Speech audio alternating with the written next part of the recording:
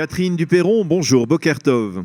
Bonjour. Merci d'être avec nous ce matin pour nous parler de ce documentaire. C'est une affaire qui commence à faire grand bruit en France, qui a été répercutée, on peut le dire également, dans la presse et les médias israéliens de ces derniers jours, qui a même suscité hier une lettre de la part de l'ambassadeur d'Israël, l'ambassadrice d'Israël à Paris, Aliza Bin-Noun. Alors, c'est un documentaire qui a été préparé, commandé par Arte, par la chaîne Arte franco-allemande. Un documentaire auquel vous avez contribué, puisque vous avez été journaliste, vous avez enquêté dans le cadre de ce documentaire, mais qui, lorsqu'il a été terminé, conclu et prêt à la diffusion, eh bien, a été invalidé par la direction française de la chaîne. Alors, expliquez-nous un peu pourquoi Arte a décidé d'invalider ou de ne pas diffuser donc, ce documentaire. Oui, alors je vais vous expliquer enfin, en tout cas ce que... Il faut préciser, pardon Catherine, que c'est un documentaire qui s'intitulait « Un peuple élu et mis à part ». L'antisémitisme en Europe, un documentaire donc réalisé par les cinéastes Joachim Schroeder et Sophia Hafner qui parlait de l'antisémitisme en France et en Europe en particulier. Oui, alors en fait c'est un documentaire qui est centré sur l'antisémitisme en Allemagne et en France et qui donne aussi à voir un petit peu ce qui... à Gaza, en Cisjordanie plus précisément à Ariel et qui fait intervenir des Israéliens puisque le documentaire fait le lien entre un certain antisionisme et l'antisémitisme. Juste avant de vous expliquer ce qui, à mon avis, explique oui. Les raisons du refus de Arte, une petite précision, vous avez dit effectivement que ça commençait à faire grand bruit en France.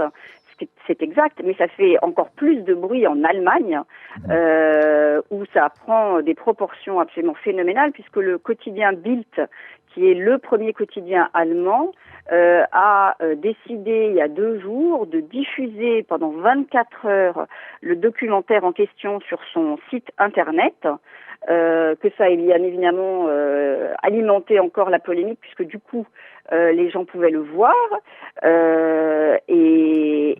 En allemand, dans sa version en allemand. Sa version en allemand, il n'y a pas de traduction française puisque c'est Arte France qui devait faire la traduction française.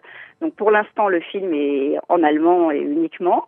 Et ce qui est intéressant, c'est que du coup, la direction d'Arte s'est sentie obligée, contrainte de publier un communiqué qui n'a pas vraiment clarifié le débat puisque les raisons sont invoquées donc officiellement sont celles d'un le réalisateur, donc Joachim Schroeder, n'aurait pas respecté le cahier des charges initial entre Arte et la WDR et lui-même.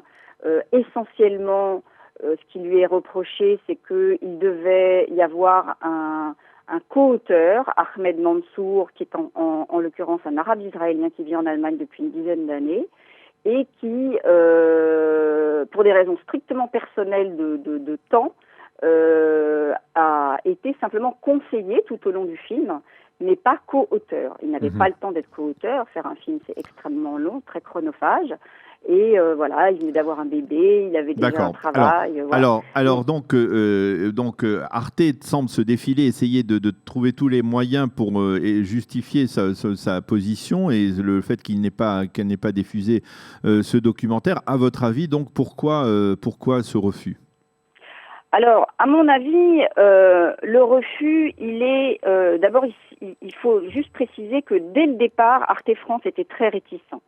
Et le réalisateur a eu beaucoup de mal à les convaincre. Et l'intervention de Ahmed Mansour était supposée, a permis de les convaincre. Donc du coup, ça leur a permis. C'est-à-dire qu'en fait, Arte France ne pouvait pas concevoir que l'on fasse un documentaire sur l'antisémitisme en France et en Allemagne sans l'apport d'un arabe israélien ou de quelqu'un qui pourrait éventuellement tempérer certaines conclusions qui pourraient être embarrassantes. Oui, c'était un peu une espèce de caution. Ça leur permettait de se dédouaner, entre guillemets, de ce qui aurait pu être dit, ou de considérer que si l'arabe israélien faisait bien son travail de, entre guillemets, censure, c'était du coup un documentaire acceptable. Alors, pour venir à ce que moi je pense être les raisons de fond du refus de Arte, je dirais qu'il y en a deux distinctes.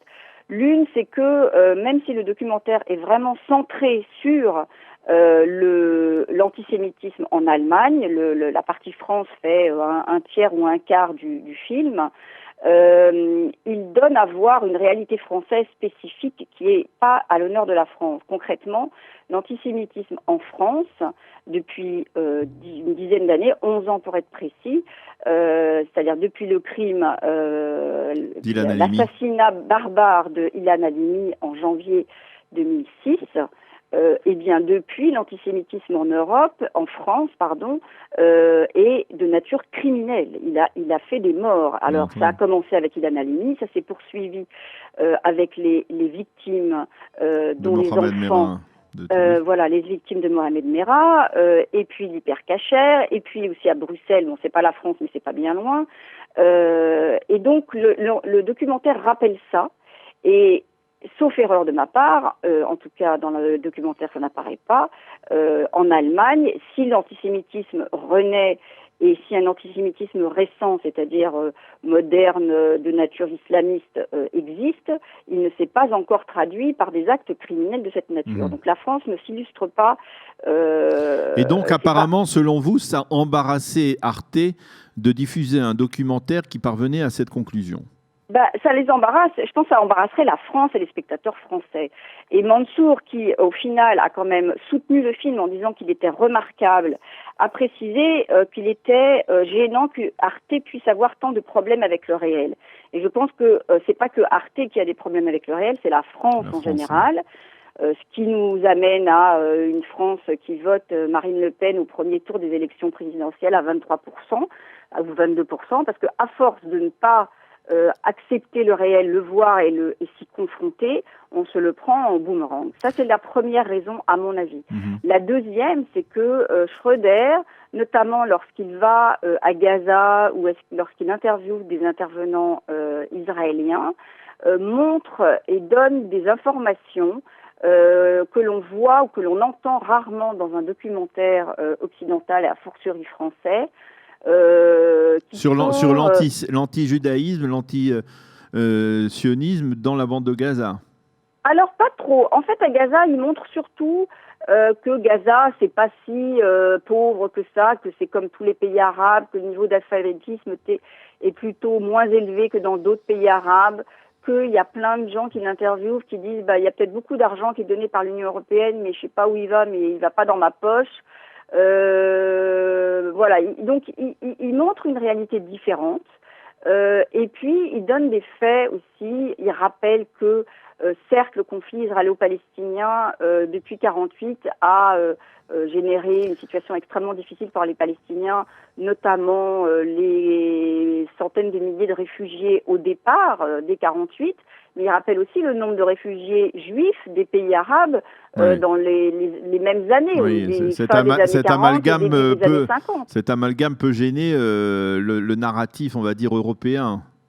Voilà, c'est des informations qui sont rarement données, et si elles sont données, elles sont toujours, je dirais, sous-pesées et données rapidement avec... à l'inverse, on parle longuement du conflit palestinien, du côté palestinien, des destructions de maisons qui sont une réalité, mais il donne des arguments qu'on entend rarement. Alors je disais, Catherine, tout à l'heure que Aliza Binoun s'est saisie de cette affaire. Elle a écrit une lettre pour protester contre la décision de Arte. La question que je vous pose, est-ce qu'il y a actuellement des pressions de la part soit de la communauté juive, soit de responsables politiques pour que la chaîne modifie sa position et fasse diffuser malgré tout ce documentaire?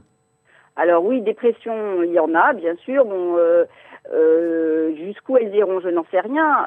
Ce que Schröder espère, lui, en tout cas, je peux vous dire, c'est que pour l'instant, le film n'est pas diffusé en Allemagne non plus, par la WDR en vertu d'accords avec Arte, etc.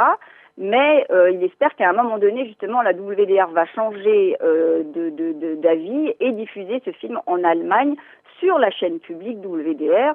Alors après, que fera Arte?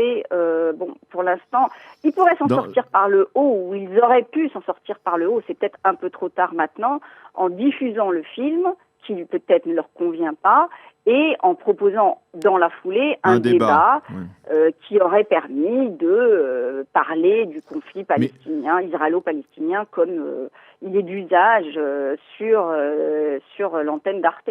Mais si je comprends bien, donc en fait, le documentaire a été diffusé en Allemagne et de facto aujourd'hui, enfin, il a été diffusé sur Internet et donc de facto aujourd'hui, ceux qui le souhaitent peuvent le voir dans sa version en allemand et il est possible que des gens prennent l'initiative de le traduire librement, peut-être. Non, il ne peut pas être. Il a été mis en ligne sur le site du Bild pendant uniquement 24 heures. Ah, il n'est plus, on ne peut pas le retrouver. Non. Alors, je suppose que c'est pour des raisons juridiques, parce que quand vous quand vous produisez un film, vous avez les droits de diffusion, ou en tout cas, il y avait un accord entre la WDR et Arte. Pour l'instant, ça c'est pour geler, on va dire. Bild ne peut pas, je connais pas les détails juridiques du contrat, etc. Mais si une chaîne, j'en sais rien, si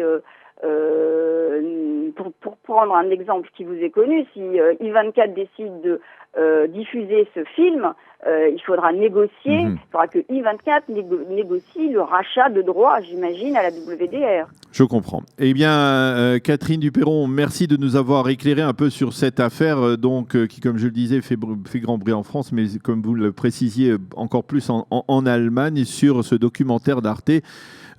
Qui embarrasse apparemment la chaîne, la direction française de la chaîne, qui se refuse à le diffuser parce qu'il apparemment est parvenu à des conclusions qui embarrassent la chaîne. Merci. Je rappelle que vous avez participé donc à la préparation du côté français de ce documentaire.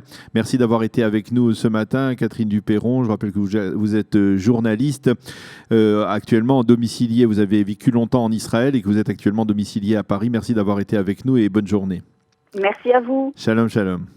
Voilà, c'est la fin de cette heure d'actualité sur studiocalita.com. Dans quelques instants, vous retrouverez les diverses chroniques de Cathy Choukroun qui sont consacrées, bien entendu, à l'ALIA et au LIM de France, des chroniques de service de Cathy Choukroun pour la prochaine heure, donc sur studiocalita.com. Je prends congé, je vous souhaite de passer une agréable journée.